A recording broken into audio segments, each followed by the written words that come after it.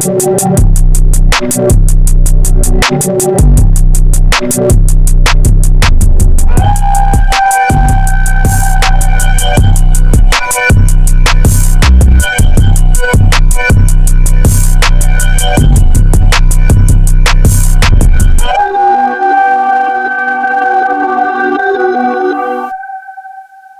people. Welcome to Stand On It Media. Salute to my Stand On It Media family out there. Salute. Happy Tuesday to everyone. Hope everybody's having a great week so far. If you are new to my channel, much appreciated. Do me a favor though, hit the like button, subscribe to the channel, like this video, leave a comment in this video, please. Share the video. Hit that notification bell. You will be notified when I drop my video. So look, we got a lot to get to, so I'm not even going to over talk this. I don't think I need to do the full 5 minutes because it's just going to be him reading the paperwork. Salute to ceddi Nash for the content. I will put a link to his channel in the description of this video so you can go check him out. At first I was waffling, should I play the beginning of it, because you know he gives his spiel on what his interpretation on what he heard from reading the paperwork, or what he thinks of the paperwork. And I know, well, me personally, I think, I can't say no, but I think when I say I know, is because I've been involved from the sideline, reacting, paying attention for a while now on people's movements when it comes in regards to this, man. And I think he's compromised, but that doesn't mean that what he's about to say is a lie, or it's the truth. I'm just saying, I'm giving the people the information that they need to know. I think he's compromised. I done seen him sit on the stage with Wack a few times, and not necessarily saying sitting on the stage with Wack means that you're compromised, but there's certain things that I just pay attention to that'll tell me if a person is a little bit compromised or not. And if I can't rule you out, then I'm going to definitely rule you in. But that's neither here or there. The paperwork is the paperwork. But I will say, because I did hear some of it, I'm going to say this. It's going to be free Big U until Big U is free. And I mean that. But I got to call it fair. Big U did too much talking. You too much talking, bro. Too much talking. Yeah. So, you know, him putting those videos out bit him in the butt.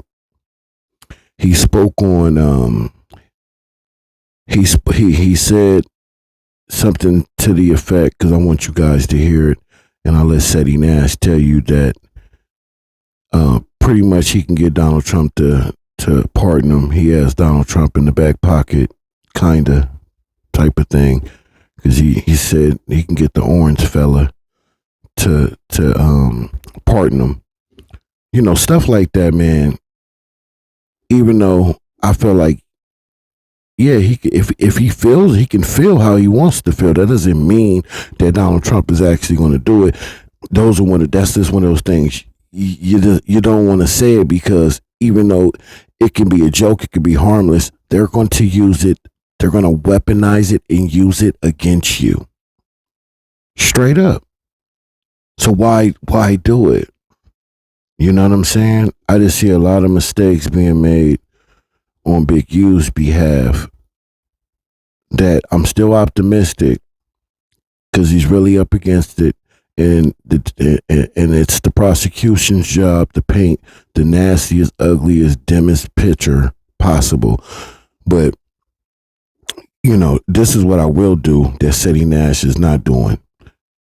It may not be nothing on paperwork technically pointing out that Wack 100 and 600 has been working and helping with this investigation, but anybody with a common sense and half a brain understands that Wack orchestrated this indictment, and 600 and Loose Cannon has been helping along the way. How much they helped, I don't know. I don't think they've been helping from the, well, they've been probably doing their own thing, but when they got with Wack, you know, that was a little bit later on. But They probably been working on Big U. That's why they all came together like the Avengers, because they all figured out, like I told y'all on the video before, like 60 days in, they recognized what each opponent was doing, and they came together like the Avengers to bring this man down, right? But if you don't see that them people systematically and single-handedly took Big U down, or just at the very least were involved in bringing them down, then I don't know what planet you live on. Anybody that's questioning if Whack 100 is an informant by now, you will never see that. You will never, man. Simple-minded, and I'm saying that on the basis of all the overwhelming evidence that is out there now. Before it wasn't like that, so I could understand it. But the overwhelming evidence out there, the fact, salute to Do Sims last night. I did get to check out some of their live. I'm gonna say this, and we're going right to the video. I swear. And I'm going to do a reaction to it today. But they pointed out how many different times Whack 100 told that Wheeler, Texas story on how he got arrested and what all happened in that case. He told that story so many different ways, so many different factors. Is not in this one, that is in this response and this explanation, and it is mind blowing that people can hear all that from his mouth and still question it. So I don't even know. I don't even know no more. It's crazy. But I will say, man, Big U, this is about Big U. And Big U did too much. He did way too much talking. Okay? So anyway, sit back, man. Relax, man. This is Ceddi Nash reading the paperwork of Big U's bail hearing, I think it is. Him requesting bail, and this is them saying pretty much why they don't feel he should get bail. You know what I mean? So we're going to get right to it. Man, I appreciate y'all watching it on my channel, man, because it's all over now. But I appreciate whoever rocks with me on this channel, man, and watches it. Thank you. So we're going to get to it. Appreciate y'all. Stand on the media. Let's go. So Big U is about to go for a bond hearing tomorrow, and the feds basically lay out the reasons why he should not. Man, listen, I'm about to just be fair, square, obvious, and honest. Big U is not looking bad. If y'all want to jump up about 3 to 4 minutes ahead, I think that's as much as I can let y'all in on what's about to happen. Then y'all can listen to the paperwork yourself and make your own judgments. I'm not saying Big U is guilty of anything. The courts always say innocent until proven guilty. So with that being said, Big U is in a little bit of trouble. He done got on the damn phone, and I think he was being funny. Personally, I think it was just a joke. The government is basically saying, ain't no jokes here. He said that he can have Donald Trump pardon him. Bruh. What? So Big U basically says, man, I can have Donald Trump pardon me.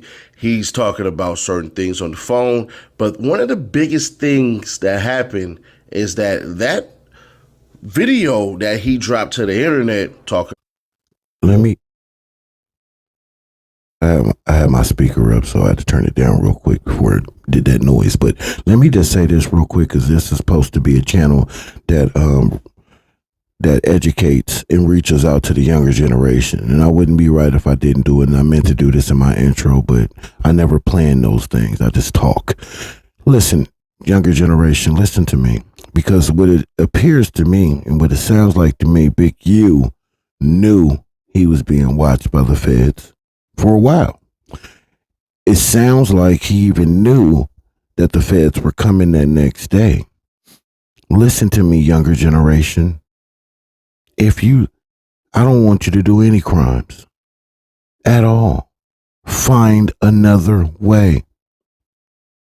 If 10 years younger, I would have told you, man, sometimes you can't find another way. I'm telling you, Yes, you can. You better try. But if in the event that you just so happen to do something, shut up. Don't talk on no phones. Don't talk to nobody that you can't trust. Shut your mouth. Don't even make jokes about it. Definitely don't come to the internet with it. These people are not playing, they're playing for keeps. Don't do their job for them by running your mouth. Shut up. About whack, brick, 600, loose cannon, all of those things that he said were seen as obstruction and intimidation and all of these things. Now, there is no proof that any one of those four individuals are cooperating. They're co-conspirators, or what the courts called opponents, meaning his rivals, meaning ops. So the courts say that Wack and 600 are his ops. They don't say that they're cooperating with him or anything like that. So in the court paperwork you're about to see, Big U literally went to court. I mean, it's going to court tomorrow to prove his point. But his point kind of is dumb in the sense of the government saying, bruh, the only reason you turned yourself in is really you had nowhere to go. And you thought by turning yourself in, you could get bond. This is supposed to be a pattern of behavior. But it turns out that he actually would have had a better chance of basically getting that bond had he never dropped that damn video on Instagram. Not only that, they're saying that Big U has already intimidated witnesses. He knew the night before that the feds were coming to his door, so he was already on the run. He talked to some lawyers. Some lawyers basically gave him the advice to say, turn yourself in, because if you turn yourself in, that looks better to the courts, that you'll be able to come to court and basically your obligations. Now, what they're basically alleging is, of course, these main three things. These are the main, well, not main three things. These are the main things of the government. They're charging him with murder, or RW. They're saying that he's an extortionist, but he's not an extortionist. They basically say he lied to these people. So all the athletes that y'all hear or anything like that, in the damn paperwork, it's basically saying he didn't extort them. It's saying he lied to them. He pulled and tugged on their heartstrings like, hey, help a brother out. You know how these cats get on that Dr. Umar shit, in my opinion. So they say, all right, Big U tugged at heartstrings and duped people into giving donations, not extortions. So everything y'all see, from the Rich Homie Quans to the Chris Browns to the Shaqs to the Draymond Greens to all of these individuals, they're not saying that they were extorted. He's saying, well, they're saying, the government is saying Big U lied. Then to top that off, they're saying Big U already knows all of this crap. Big U already knows what he's done, who he done it to, and he's obstructed. They're saying actually too that the witnesses that they had no longer cooperated. So what they're going to try to do is pin him on the murder of RW and money crimes. Now the extortion victim, 50-50. So we'll see how that goes, but with no further ado, this is Big U's bill response from the feds. And one more thing, bruh. I'm not a professional reader, bruh. I graduated from a continuation high school, bruh. I'm an all right reader, in my opinion. So if I mess up or fumble on words, I'm just not about to redo this crap. I could do it perfectly as far as read this crap, but Ceddi Nash ain't doing all that, bruh. If I mess up, I mess up. I fix it. So if y'all don't like it, bruh, I don't know what to tell you. Find somebody else to do this. And one more thing. Look, I ain't got no hat on. Oh my God. Hello, my baby. Hello, my darling. Big head Nash on down. Man, this just came out today, so if y'all look at the date it's filed, it's 4/21.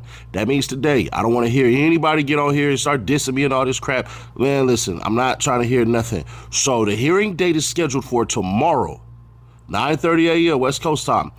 Plaintiff, United States of America, by through its counsel of record, the United States Attorney for the Central District of California, and Assistant United States Attorney Kevin J. Butler and Jenna Maccabee. I'm assuming that's Maccabee, but whatever, or McCabe. but we'll just say Mac. All right. Hereby files its brief in support of detention for defendant Eugene Henley Jr., also known as a.k.a. Big U, a.k.a. Unc, a.k.a. Draws, a.k.a. Hannibal, a.k.a. Hannibal Muhammad, a.k.a. Anybody Killer, a.k.a. Dave Austin. Damn, kid. All right. This brief is based upon the attached memorandum of points and authorities, the files and records in this case, in such further evidence and argument as the court may permit, dated April 21st, 2025. All right, so y'all got all this, right? Cool. So we're going to go through the statement of facts, and we'll just go from there. And let's scroll down. For decades, defendant Eugene Henley Jr., also known as Big U defendant, has put on a public facade masquerading as a reformed gang member and legitimate businessman whose only ambition was to better his community. But defendant wasn't helping Chris Shaw. He was helping himself in the shadows. Defendant was secretly operating as kingpin of a criminal enterprise that has ruled Los Angeles through violence, fear, and intimidation. Now, he seeks pretrial release under the guise of his reformed persona, even though his criminal activities have included murder, extortion, robbery, wire fraud, bank fraud, and human trafficking. The court should see through defendant's farce and keep him in custody for the safety of the community. To avoid custody, defendant will no doubt continue his double dealing as he did to celebrities and other donors that he duped into believing they were helping young, underprivileged athletes chase their dreams. So think about that part. They say he duped them. So they're not saying extortion. So when people are talking about all the athletes and all that crap and everything, understand they're saying that he duped them, meaning he lied to them. So all this, y'all, you extorted Draymond and all these athletes and all that crap. No, they're just saying that he lied to them. Got it? All right, cool. When in reality, they were unwittingly lining defendant's pockets as he embezzled donation after donation. Even in his short time in custody, he is up to his old tricks. Whoa. Once again, trying to use some of the same celebrities for his personal gain. He has even suggested that he can manipulate the president of the United States in intervening in this case and dropping the charges, even as he simultaneously derisively refers to the president as the Orange Man. What? Come on, what the hell? While in custody, this court should not be fooled by the good deeds defendant promises to accomplish if he could close the detention doors behind him. The truth is that he will undoubtedly cause exponential harm to the case, to the community, and to others if he were released. Defendant should remain detained for the safety of the community, the victims and witnesses. In this case, the defendant's own words: if I would have had a problem with any man, the issue would have been resolved and he wouldn't be here, or I wouldn't be here. And for the hope of some semblance of justice for the families of his victims, indeed, with seemingly just hours of notice of his impending arrest, defendant has already destroyed valuable evidence, attempted to paint false narrative of his criminality in the public, and publicly condemn his enemies by name. He cannot be allowed to continue on his obstructive path. Any supporters defendant may offer as sureties will not protect the community. They did not save R.W., whom defendant murdered and abandoned in the desert. They did not save defendant's countless extortion and embezzlement victims whom defendant terrorized or tricked for years. They did not stop defendant from leaving Los Angeles in the midnight hours before his arrest or hurling timing thinly veiled threats in the lead up to his surrender. The court should have no trouble finding that defendant represents a danger and risk of non-appearance, non-compliance with court orders that cannot be adequately mitigated through release conditions. With the utmost respect to pretrial services, pretrial supervision is not enough. For the sake of the community, defendant should remain in custody. Defendant is a dedicated Rolling 60 and leader of his own violent racketeering enterprise. Defendant is an avowed and former member of the Rolling 60 neighborhood Crip street gang as early as 1992. The Los Angeles Times described defendant as the leader of that gang, and little has changed as defendant has aged. As he states in many interviews, when asked about any gang tattoos, it ain't on you, it's in you. Indeed, defendant's gang ties run deep in his hood. Defendant has loudly recounted the terror he instilled for years. In various interviews, defendant recounts selling narcotics, taking a percentage of all illegal activity in the neighborhood, leading to the body snatchers, kidnapping crew, and eventually going to prison, where he immediately claims to have paid off the guards and taken a percentage of drug sales. Come on, y'all know that's... All right.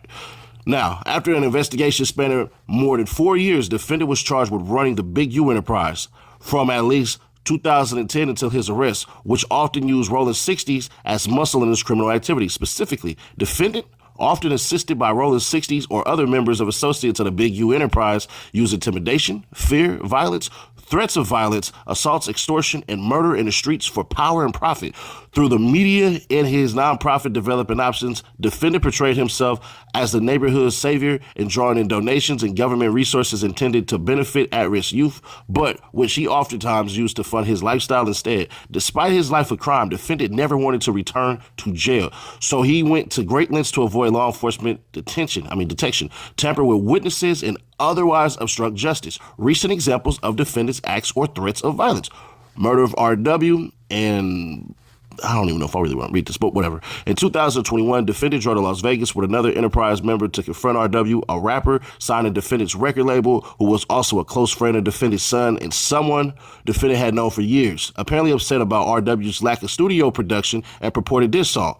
Defendant left the studio with RW in the middle of the night for RW's Airbnb. RW leaving his Airbnb with his belongings was the last time he was seen alive, as he was found the next morning with gunshot wounds to the head. Defendant returned to the studio hours after he had left, claiming he had gone to the gym despite the 2 a.m. hour. Defendant's cell phone actively the obstructionist conduct of other members of the enterprise. The defendant's own words and reactions intercepted on wire prove his guilt of the heinous crime. RW's murder not only demands defendant's continued detention, but cautious against what may happen to other witnesses, cooperators, and victims were defendant to be released on bond. Robbery and extortion.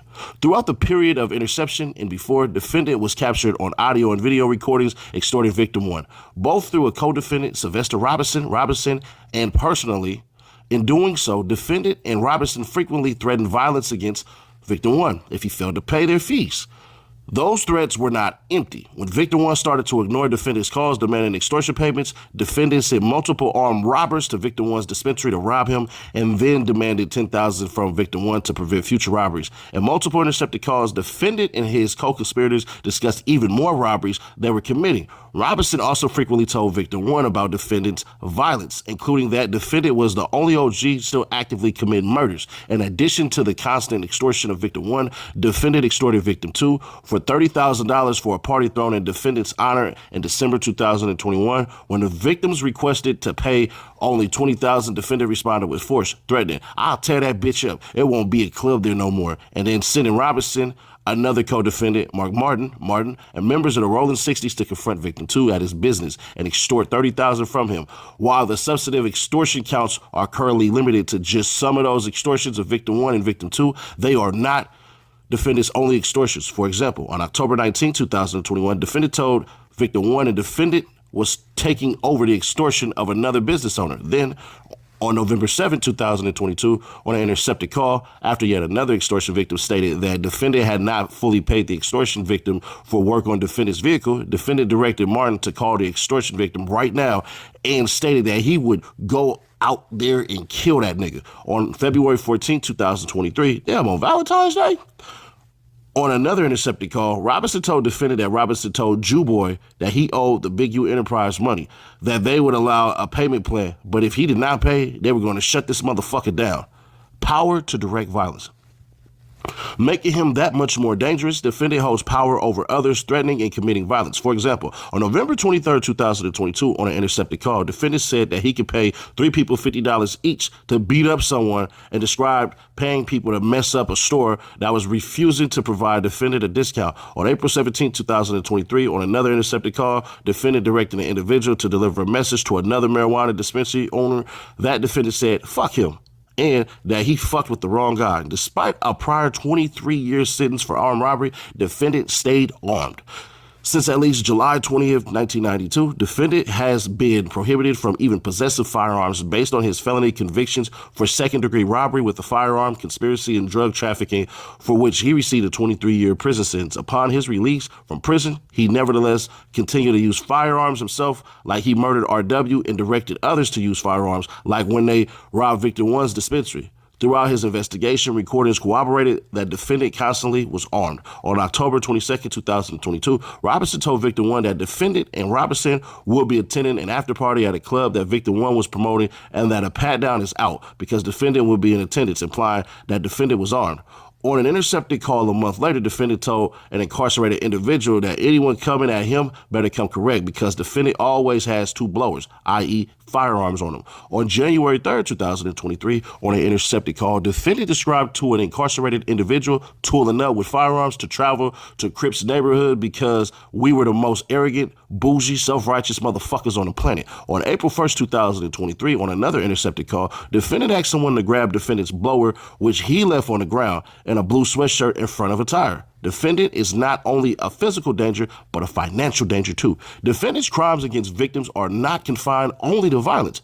He spent decades creating a facade of a reformed gang member who seeks to build rather than destroy his community. So, disguised defendant used that persona primarily to take from the very community he claims to help. Hundreds of thousands of dollars flowed from charitable donors and government programs to defendant's developing options bank account. Almost immediately, he siphoned off much money into his personal bank account. Defendant got richer and richer off his fraud, like the extortions and robberies, owning multiple homes, driving a Mercedes, taking lavish trips, and shopping for luxuries like a $30,000 necklace. The money taken from donors and taxpayers' pockets will never find their intended benefactors, the at-risk youth and children of Crenshaw. That damage cannot be undone, but defendant's success in deceiving politicians, celebrities, and community activists, as well as the public at large, further militates against his release back into the community as he attempts to fund an expensive defense. Defendant is fluent in obstruction. Oh, this ought to be crazy. All of it may be founded on crimes, but defendant built a charmed life following his 23-year sentence for armed robbery. He does not want to give it up and uses obstruction frequently to avoid that. The destruction of surveillance footage, use of intercepted applications like FaceTime, demands to meet in person to avoid law enforcement, intercepted communications, use of multiple phones and cars, orders not to speak to law enforcement, and chastising any perceived or suspected cooperators are detailed in the charging instruments. A few are also highlighted here. Even when the criminal charges were not against defendant personally, defendant instructed a victim relative that the victim was to go to the lineup, tell him to pick the wrong person to insinuate defendant's associate from the charges, a master manipulator. Defendant told another associate that to influence the media for his lawsuit against law enforcement, he should show both positive and negative parts of his life, wear glasses, and say that he was working with developing options, even though he was not. On multiple intercepted calls, defendant talked about beating up or at least breaking a witness's jaw. And while defendant may claim other reasons for feuding with that witness, this court should protect him. After fleeing with his phones in the hours before his scheduled arrest in this case in an attempt to intimidate and dissuade anyone from cooperating with law enforcement or otherwise reporting information about defendant posted publicly on Instagram naming his co-defendants and known opponents, instructing the public not to associate with them and claiming that if they did, they were not black. And I told y'all, bro, I said that post he put on Instagram was insane. I did not understand that. Like, bro, I damn near went off. But, it is what it is. In an attempt to poison the jury pool, defendant posted on Instagram claiming racial profiling, ignoring that almost every single one of the defendant's victims from RW to many of his extortion robbery, fraud victims, and the at-risk youth he's supposed to help are black, and blaming his co-defendants and opponents for the charges filed against him in a federal criminal complaint. Well, the news, y'all did the same exact stuff holding that damn press conference. What are you talking about? So if y'all gonna claim that shit, then y'all gotta claim y'all did the same exact thing. That like stuff like that. And I don't know if Big U's guilty or innocent. It's always innocent until proven guilty. But they just did the same thing. You don't think that whole entire press release wasn't to poison the jury pool at all either? Come on now. Y'all playing a hell of a game right there. Legal standard. A defendant must be detained pending trial where no condition or combination of conditions will reasonably assure the appearance of the person as required and the safety of any other person and the community. 18 U.S.C. 3142E1. Detention is thus appropriate for a defendant who is either a danger to the community or at risk of non-appearance. And then the Bail Reform Act, We're not going to read all that. We're just going to go all the way to the bottom. He should remain detained because he is a risk of non-appearance and a danger to the community. The 43 federal charges against defendant and the damning evidence against him, his dangerous history and characteristics, and the risks of numerous specific individuals and the community at large, if he were to be released, all support his detention pending trial. Nature and circumstances of the offenses. The nature and circumstances of defendant's offenses unequivocally weigh in favor of detention. There is no crime more serious or permanent than the murder that defendant committed, and still, defendant did not stop there. Courts considering cases like defendants have unanimously ruled in favor of detention. See United States versus Tortora, or I'm gonna say Tortora. That's how I'm gonna say that right there. Detailing on murder. Reversing district court's release order, noting defendant's total commitment to a life of crime, quoting defendant's threats to kill, and finding his association with organized crime and a devotion to the mafia, a highly relevant consideration to detention. The Torta court detained the defendant, who made the mafia his highest priority in life and pledged fealty to its needs. Whatever the circumstances, defendant here, like in Torta, is virtually a paradigm of the criminal who, within the complaint of the Bail Reform Act, might plausibly be subjected to pretrial detention on grounds of dangerousness. Similarly, where a magistrate judge released a defendant charged with RICO crimes, including conspiracy to commit attempted murder and conspiracy to commit assault, with the background of an enterprise engaged in other acts of violence, the district court reversed, noting that the defendant is charged with violent and serious crimes and allegedly has been a member of his street gang since May 2012, and that the seriousness and violent nature of the crimes the defendant is charged with weighs against his release. United States versus Cazares, where a defendant was charged in a RICO indictment based on extortion, wire fraud, witness tampering, and other crimes, and he directed the activities of his co-defendants as defendant did here. Detention was warranted based on his activities as well as the activities of those he supervised and controlled. United States versus Soim, and cite multiple second court cases that have rejected as insufficient various conditions of release proposed in cases involving a pretrial detention of purported leaders of organized crime families shown to be involved in violent criminal activities. Also see United States versus Colombo, reversing release order, even where defendant did not directly participate in any crime alleged, but led the criminal enterprise that carried out criminal activities at his direction. Defendants facing RICO charges based on predicate acts of murder, conspiracy to murder, and other crimes were also detained on larger for readily furthering organized crime criminal objectives through violence, which appropriately describes defendant here. United States versus Arena. Moreover, as currently charged, defendant faces a statutory maximum of well over 600 years. Even discounting defendant's criminal history due to his age is currently charged. Defendant faces a likely guidelines range of life in prison based on a total offense level of 43 for count one alone. God damn. The severity of the pretrial penalties involved arguments, defendant's risks of non-appearance. See United States versus Brenneman. Affirming denial of bail based on risk of non-appearance, where defendant facing fraud charges that exposed him to a range of just 57 to 71 months imprisonment. United States versus Townsend, explaining that facing the much graver penalties possible under the present indictment, the defendants have an even greater incentive to consider flight, and noting that electronic monitoring cannot assure prevention of non-appearance. See also United States versus Gonzalez Claudio. It is entirely reasonable to conclude that a risk of flight is more likely in circumstances where evidence indicates that a defendant has engaged in terrorist activities and faces a substantial risk of being convicted of serious pending charges and receiving significant punishment. While defendant turned himself in after a period of flight and removal of evidence, he did not, at that time, know the weight of the charges, the substantial sentence he faces, or the insurmountable weight of the evidence proving his crimes. See United States versus Scaritolo? I don't know. I ain't even finna butcher that one. The steeper of the potential sentence, the more probable the flight of risk is, especially considering the strong case of government quotation omitted. In sum, the nature and circumstances of defendant's offenses demonstrate that he is a risk of both danger and non-appearance. Weight of the evidence. The evidence that defendant committed the charged offenses is overwhelming and cannot be ignored.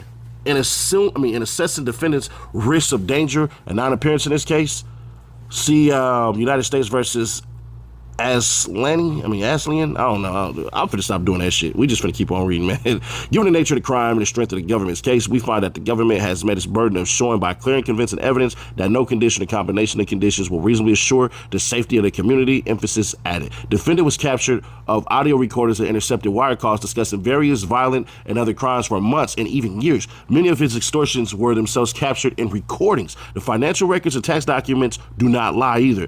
They show exactly how defendant committed all his fraud, and the recordings show why. All of the evidence in this case conclusively shows defendant's personal involvement in murder, extortion, robbery, fraud, human trafficking, and tax crimes. Defendant's entire purpose was based on financial gain, respect, fear, and intimidation. Accordingly, the weight of the evidence favors defendant's continued detention. History and characteristics of defendant. This court should not fall victim to any argument about defendant's lack of convictions since his release from state custody in early 2000s. Absence of convictions is not the same as absence of crimes. Defendant's history and characteristics plainly favor detention. Defendant's involvement in multiple violent offenses while holding himself out to be a gang interventionist working with law enforcement renders him particularly dangerous to the community. The fact that Barone committed and planned violent crimes even more when purportedly cooperated with authorities signals a degree of dangerousness unlikely to be deterred by bail release conditions. I know they finna have fun with that one. They about to call Big U a snitch or whatever because they just said he was working with police. I know exactly what's about to happen. I'm not saying he is snitch based on that, but I know it is coming. Y'all can clock it like a damn highway patrol officer sitting with a speed gun. Dangerousness unlikely to be deterred by bail release conditions. Affirming district court's explanation that defendant's Hobbs Act robbery crimes were a danger to the community, and affirming sentence. His violent grip over Los Angeles is exacerbated by his apparent continued access to firearms despite being a felon, repeatedly discussed on intercepted calls. Ordering detention because other reasons, evidence of substance abuse and firearms registration in defendant's names also show defendant poses a danger to the community. United States versus Hernandez. Let's keep on going down. Defendant's depraved and duplicative scheme to intimidate and defraud the very community that he benefited from, claiming to help cast his criminal history in an even more troubling light. Indeed, defendant's history of charges for murder and other gang-related activities compared with the murder and other violent crimes he is now charged with committing alongside gang members suggests that defendant did not change his criminal behavior in any way. He just got better at hiding it. More recent arrests for child abuse and being a felon in possession of a firearm also became more ominous in light of the evidence in this case. What? The court should pause and consider whether the defendant is able or willing to conduct himself without putting others in danger. The defendant so clearly fled from law enforcement the night before his arrest, only to publicly blame others for his crimes and charges, reinforces his guilt and his incompatibility with pretrial release. Damn, okay. Defendant surrender to law enforcement was likewise not to fight the charges and to show he has nothing to hide, but was taken with the precise goal of crafting an argument for bail before the court. However, while defendant may have made the calculated decision in consultation with his attorneys to return to Los Angeles after his relatively brief flight from his arrest on the complaint, that callous inevitability changes today. After the 43-count indictment was returned with extremely serious offenses carrying enormous potential penalties, he is now, for the first time in decades, facing the very likely prospect of never leaving prison alive. Indeed, that would be a guideline sentence on the charges the government is prepared to prove by, among other things, the testimony of witnesses and victims and electronic evidence, including intercepted phone calls and surreptitious recordings, giving the serious nature of the charges, the strength of the evidence, and the defendant's access to vast amounts of resources and criminal support. His risk of non-appearance is more pronounced today than it has ever been. Nature and seriousness of the danger posed by defendant's release. Defendant is not only a risk of danger to the community, but has acted on his dangerousness time and again. While this brief summarizes many of the defendant's violent acts, it may be missing others, given defendant's use of others to commit crimes for him and his proclivity for talking in person or on an intercepted application to avoid detention.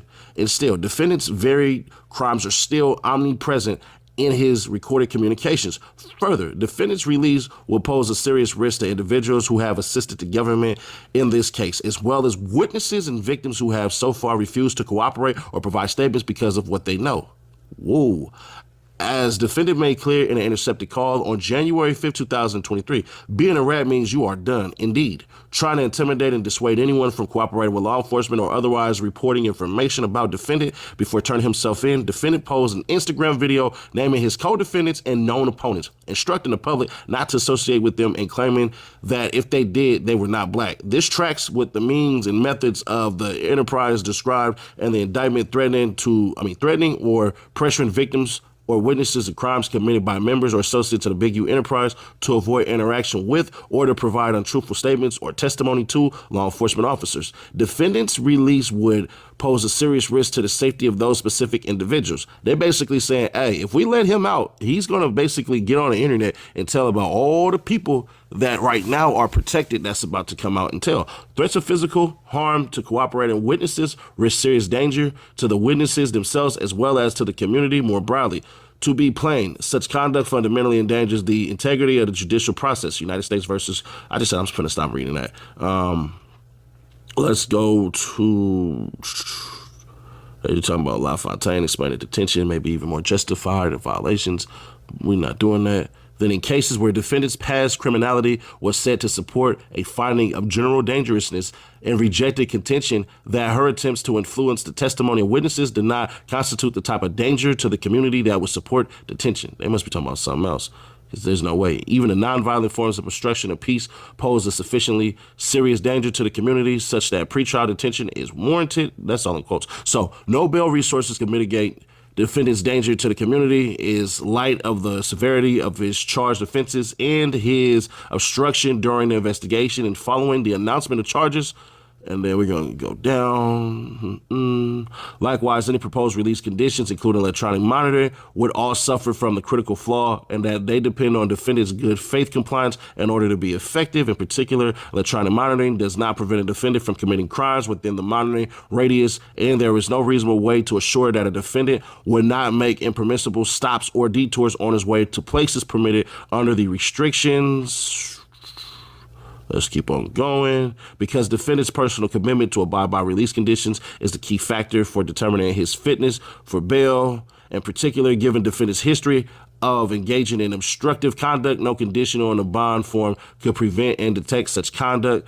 And then let's just go down. For example, United States, case where defendant was charged with witness tampering among other crimes and where obstruction remained an ongoing concern. The circuit court reversed the district court's release of defendant on bail conditions because the $1 million bond, which was to be secured. So we ain't really doing all that. More specifically, the appellate court found out we ain't doing that either. Even participation in pretrial services, computer monitoring program would be insufficient to assure that the defendant will cease engaging in unauthorized or inappropriate communications in person on undisclosed devices or through third parties. Indeed, defendant flouted BOP rules for years or BOP rules for years. Defendant previously bragged about paying guards and overseeing the entire drug trade on the yard when previously serving time. More recently, as overheard on an intercepted call on November 22nd, 2022, when defendant told an incarcerated individual that defendant was going to charge someone in federal prison $6,000 to have a phone smuggled to him. Then on January 3rd, 2023, on an intercepted call, defendant told an incarcerated individual that defendant was going to purchase 6 miniature phones to send to the incarcerated individual so that he could sell them in prison for $1,000 each. Now in custody himself, defendant has asked his family to contact known victims in the case. If defendant cannot abide by rules in the highly restrictive setting of detention, there is no reason he should be trusted to abide by the court's conditions in less restrictive setting. The risk to numerous victims and witnesses in this case, as well as the rest of the public, is too great to give defendant that chance conclusion. If the court wants to know how defendant will conduct himself on pretrial release, it need look no further than the recordings documenting defendant's conduct and threats through his investigation. With everything to lose, including the immense goodwill he fraudulently procured from the community in his city, the defendant still told anyone who dared to ask he was a killer. And he proved that he was, because defendant is both a danger to the community and risk of non-appearance should the case not go his way. The court should permanently detain defendant pending trial. So yeah, that's pretty much it right there, man. Salute to Ceddi Nash for reading all that. I know that is a lot to read, so I appreciate you. Oh, damn it. I'm sorry, y'all. I don't know why I keep doing that, but I appreciate him reading that. I was making my daughter some breakfast before she went to school, and I was listening, I missed a couple of things, but I was trying to hear it. Somebody tell me in the comment section, did I hear that right? That a witness, that he threatened a witness to break that witness jaw. Wouldn't that have been 600? And if that's the case, then 600 is a witness. Who did he say that? Did I hear that correctly? That Big U threatened to break a witness's jaw and threaten other witnesses, and that would be whack 100 and 600, correct? So if they are in the paperwork as witnesses, we know what that means. But like I said, I was making my daughter breakfast, so I might not have heard that correctly, or if I heard it correctly, maybe they're talking about someone else. I don't know. Let me know in the comment section. But that's the paperwork, man. Free Big U until Big U is free. To the youth, shut your mouth. Get off these phones talking your business. If it's that important, talk to the person in person. But stop telling everybody your business either. And stop using social media as a tool to get your business out there. But what I really want y'all to do is try to stop committing these crimes. Because they can't wait to put us away. You know? And if you terrorize in the community, you should be put away. Let me be clear there. Yeah, if you terrorize in the community, you should be put away. You know? Because we don't need that in our community either. But I do think that they paint him, and I think they paint him a lot darker than what he really was. I really do think that. Not saying that he's innocent of all that. I ain't saying that either. We gonna have to sit back and see what happens in this trial, what is proven, what is substantial, what isn't. You know what I'm saying? Like, we just gonna have to see. But nevertheless, you're innocent until proven guilty. And I don't care what nobody says. It's not what they did, it's how they did it, the way they went about doing it. They let that man commit all these crimes so they can build a bigger case. Whack 100 orchestrated the whole entire thing, setting traps, lining them up, lining loose cannon up, the whole thing. Yeah, the feds was probably tired of loose cannon anyway. They was probably trying to get him up out of there. You know, I don't know. You know what I'm saying? But we're going to see how this plays out. If you're new to my channel, man, you made it this far, thank you. I appreciate you. Do me a favor, though. Hit the like button, subscribe to the channel, like this video, leave a comment in this video. Please share the video. Hit that notification bell. You will be notified when we drop these videos. And like I like to do all the time, is remind y'all what he said he was. Not what we said he was, what he said he was. Let's go. But then again, you know how the feds work. We don't care how many chickens or turkeys you pass out. Yeah. We don't care how many book bags you done passed out. What we care about is these wiretaps. We care about these confidential informants. And we care about your actions within the means of the law.